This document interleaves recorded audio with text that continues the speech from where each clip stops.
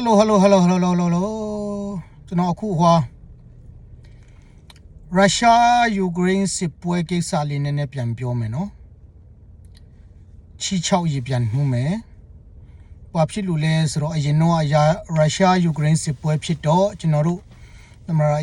ဂျိုးပိုင်တန်ကနေပြီးတော့မှအကန့်အသတ်လေးနေပေါ့နော်လက်နက်တွေထောက်ပံ့တယ်ထောက်လှမ်းရေးသတင်းတွေပေးတယ်ထမီပူစီကိုတလိုင်းပြီးတလိုင်းကြော်ပြတယ်ပေါ့နော်ဖြည်းဖြည်းချင်းဒါပေမဲ့အခုလက်ရှိအဖိုးကြီးတက်လာတဲ့အခါကျတော့အဲ့ဓာတွေကို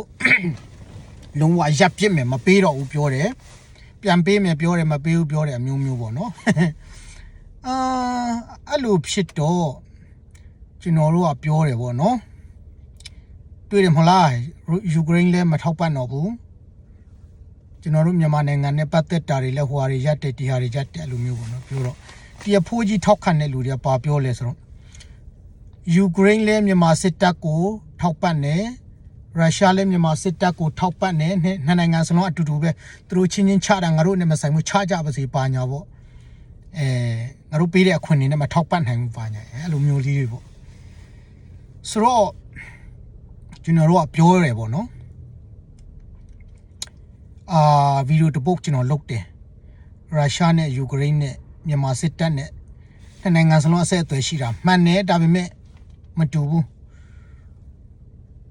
ရုရှားနဲ့အဆက်အသွယ်ရှိတာတကယ်အကြီးကြီးနော်လေယာဉ်တွေအစရောင်းပေးတာတိုက်လေယာဉ်တွေပုံကျဲလေယာဉ်တွေ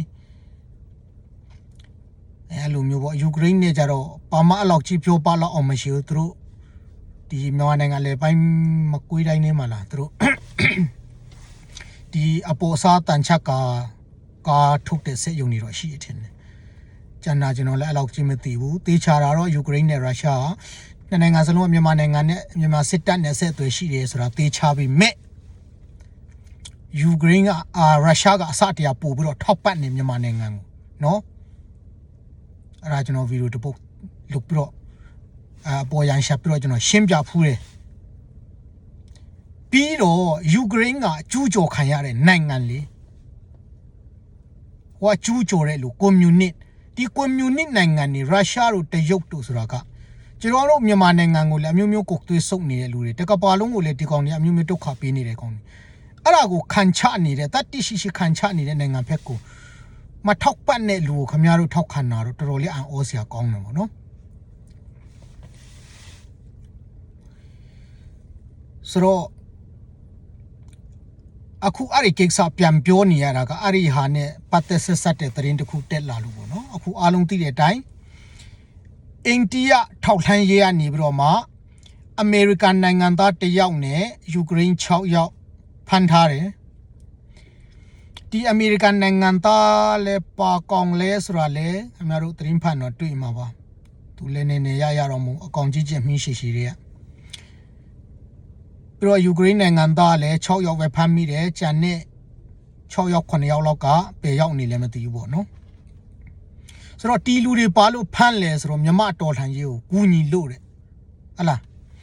မြမတော်လှန်ရေးကိုကူညီတဲ့အိန္ဒိယထောက်လှမ်းမြမတော်လှန်ရေးကိုကူညီတဲ့လူတွေဖမ်းတဲ့အိန္ဒိယထောက်လှမ်းရေးကိုလည်းမမေ့ကြနဲ့ပေါ့နော်ပြီးတော့နောက်တစ်ခုကဒီမြမတော်လှန်ရေးကိုကူညီတဲ့လူတွေကိုအိန္ဒိယထောက်လှမ်းရေးကဖမ်းမိအောင်တရင်ပေးတဲ့လူကဘယ်သူတွေလဲသိလားရုရှားထောက်လှမ်းရေးဟုတ်ပြီနော်အခုပြန်ပြောမယ်နော်ခင်ဗျားတို့ယူကရိန်းနဲ့ရုရှားနဲ့အတူတူပဲပြောခဲ့တဲ့ကောင်းနေခုပြောစရာတခုထပ်ပေါ်လာပြန်မယ်ယူကရိန်းက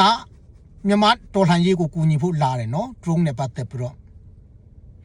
အဲ့ဒါကိုဖမ်းမိအောင်တရင်ပေးတာရုရှားကဲပြောကြပါဦးယူကရိန်းနဲ့ရုရှားနဲ့အတူတူပဲဆိုတဲ့ကောင်းနေပြောကြပါဦးယူကရိန်းကတော်လှန်ရေးကိုငါတို့တော်လှန်ရေးကိုကူညီရနော်ရုရှားကကူညီနေတဲ့ကောင်တွေကိုဖမ်းမိအောင်သတင်းပေးတယ်နော်ပြောကြပါနှင်းတို့ပစပေါက်တယ်ဟလားနှင်းတို့ဆက်တက်တယ်ဆိုတော့ဗောနော်ခင်ဗျားတို့ယူကရိန်းနဲ့ရုရှားနဲ့မြန်မာစစ်တပ်နဲ့ဆက်အသွယ်ရှိတာပဲအားလုံးအတူတူပဲနှစ်နိုင်ငံစလုံးချကြပါစေဆိုတဲ့ပစပေါက်တွေပြောခဲ့တဲ့ပစပေါက်တွေပါလို့ရမလဲအခုကိုစီးနေတဲ့ဖနာကိုချွတ်ပြီးတော့မှ6ချက်ရိုက်လိုက်ပါအဲ့မှာမချင်တာသေးဘူးလားထိုက်ရိုက်ခမရရှေ့သွားနှစ်ချောင်းကျိုးတဲ့ထိရိုက်လိုက်โอเคအမျိုးကွာပါမတိတိကျကျကာနာမသိပဲနဲ့လေပါမရှောက်မပြောအောင်သေချာ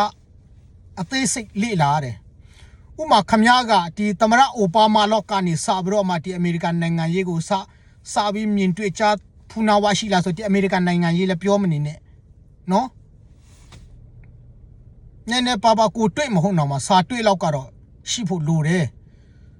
ဆိုတော့ဘာမှမသိရင်ဘာမှမပြောနဲ့ပြောမိသွားတယ်ဆိုရင်လေကိုမှန်မှန်သိပြီဆိုရင်စီးနေတဲ့ဖနာကိုချွတ်ရှေ့သွားကြိုးအောင်ရိုက်โอเค